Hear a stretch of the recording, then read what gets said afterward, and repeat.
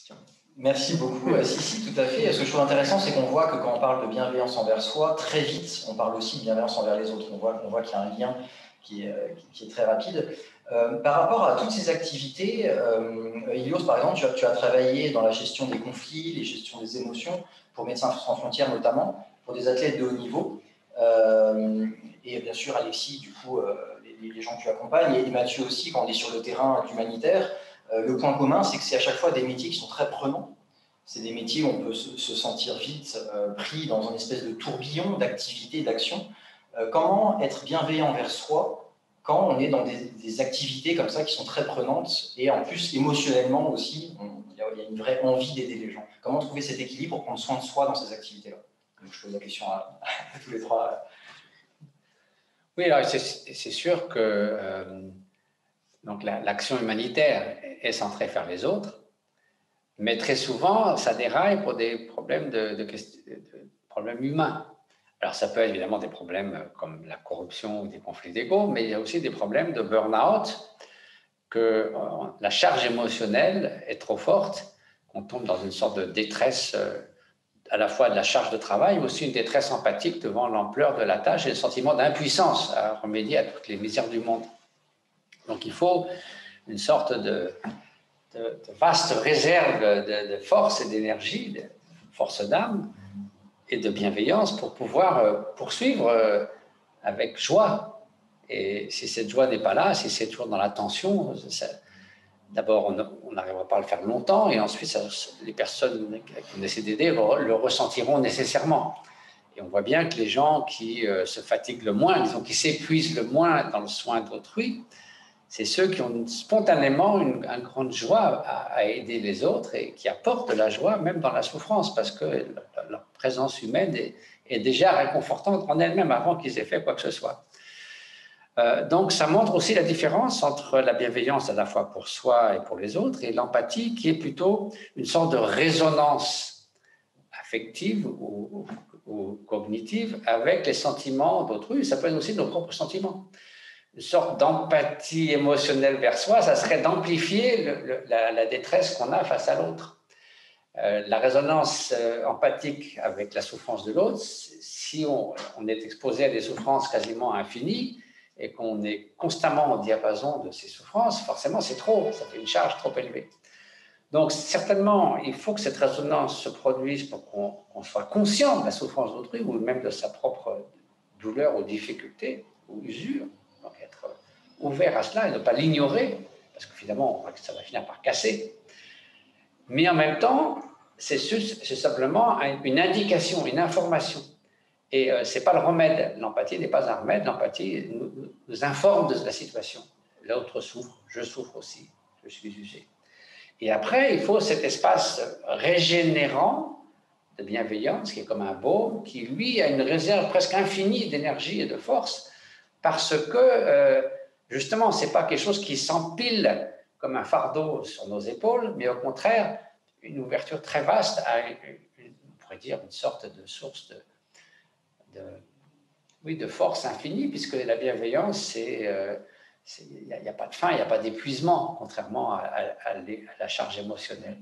Donc voilà, c'est cette gestion très habile, à la fois d'être sensible et non pas insensible à la souffrance d'autrui et à nos propres difficultés, mais aussi de trouver une autre ressource qui vient de cette bienveillance qui, elle, est très constructive et régénérante. Merci Mathieu. Ilios, je sentais que... Il y a juste une résonance dans ce que dit Mathieu, je ne vais rien rajouter en fait de réel, mais l'image qui me venait, vous connaissez toutes certainement, c'est celle de l'avion. Mathieu, ce qu'il me décrit, c'est un avion dans lequel il y a une dépressurisation de la cabine. Ça commence à se faire, on peut encore respirer, mais très peu. Imaginez qu'on est juste dans la détresse empathique, ce qui va se faire, c'est qu'on va voir toutes les personnes qui ont du mal à respirer, et nous, on va se sentir de plus en plus mal, et on est complètement incapable de faire quoi que ce soit. Moins l'autre respire, moins nous respirons. Ça ne marche pas. Être complètement coupé de l'empathie, de l'information, ça fait que les gens ne respirent plus, mais on s'en fiche. C'est pas très bon. Et l'idée de la bienveillance avec soi-même, c'est que le masque à oxygène, il est là, on va le mettre sur son propre visage pour pouvoir respirer. Grâce à l'empathie, on a l'information que d'autres ne respirent pas, c'est quand même une bonne chose, mais la compassion, c'est ce qui va nous nourrir. et nous permettre par la suite, peut-être, si j'ai bien compris, de pouvoir nous occuper de tous les autres. Et donc, nous avons besoin peut-être des deux, et je crois qu'il y a des idées reçues qui sont que la dureté ressemblerait à de l'intégrité, ce qui n'est pas le cas, les études le montrent, et que la bienveillance, ce serait de la complaisance.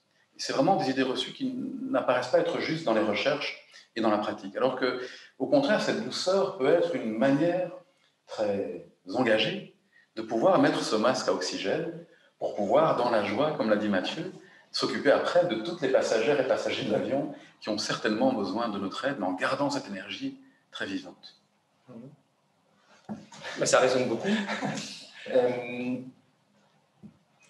Cette journée a été construite selon prendre soin de soi, la bienveillance pour soi, et puis ensuite la bienveillance pour les autres. Complètement connecté par rapport à ce qu'on vient de dire, parce que je reviens sur ce sujet de cette altérité, de cette interdépendance. Prendre soin des autres peut avoir comme conséquence que je vais m'oublier. Et prendre soin de moi peut avoir pour conséquence que je ne suis plus capable de prendre soin des autres. Et donc, il y a ces deux dimensions-là. Comment est-ce qu'il est possible de prendre soin des autres sans se couper de moi? Comment est-ce qu'il est possible de prendre soin de moi sans me couper des autres? Et ces deux dimensions-là sont extrêmement difficiles à concilier au quotidien. Pourquoi? Si je pratique ma méditation, mon siège, mon zafou, ma pratique, ce pourquoi beaucoup de personnes pratiquent ensemble aussi, et puis finalement, je vais oublier les autres. Et donc il y a ce mouvement-là. On a certaines organisations sociales, humanitaires, où les personnes viennent parce qu'elles sont extrêmement concernées par les autres. Et donc, je donne. Qu'est-ce qui se passe? Là, la personne, celui ou celle qui donne, qui est tellement orientée vers l'extérieur qu'elle oublie sa propre personne, sa propre détresse, et qui ne voit pas tous les signaux avant-coureurs du stress, du burn-out, des risques psychosociaux. Et donc, paradoxalement, on a des personnes même qui sont formées à dire si vous voulez vraiment vous occuper des autres, il faut que vous mettiez une barrière entre les autres et vous, émotionnelle. Mettez cette barrière, sinon vous êtes perdu. Vous êtes perdu. Et donc la conséquence de ça, c'est ok, je vais faire mon boulot, mais quelque part, je vais presque déshumaniser cette personne. Comme si je lui mettais un numéro. Je ne sais pas si ça résonne chez vous, cette histoire de numéro. Et donc, comment est-ce qu'il est possible d'enlever ce numéro, raisonner avec cette personne, ressentir les émotions de cette personne, et pour autant avoir ce regard vers moi, qui me dit, là, il y a de la fatigue. Là, il y a cet impératif de pouvoir être bienveillant et prendre soin de cela, parce que sinon, ce ne sera pas possible. Et donc, comment concilier ça? C'est tout l'intérêt de programmes qui sont construits, que nous construisons ensemble, d'allier cette bienveillance, cette compassion, cette pratique méditative avec des outils de communication, avec des outils de soutien, et qui sont aussi mis en place à travers des actions concrètes. Parce qu'en actions concrètes, il ne se passe rien. Et donc voilà ce que ça fait émerger chez moi. C'est ces deux dimensions-là. Être capable de prendre soin des autres sans se couper de soi, être capable de prendre soin de soi sans se couper des autres. Et c'est cet équilibre-là qui fait tout l'intérêt de cette vie. Merci.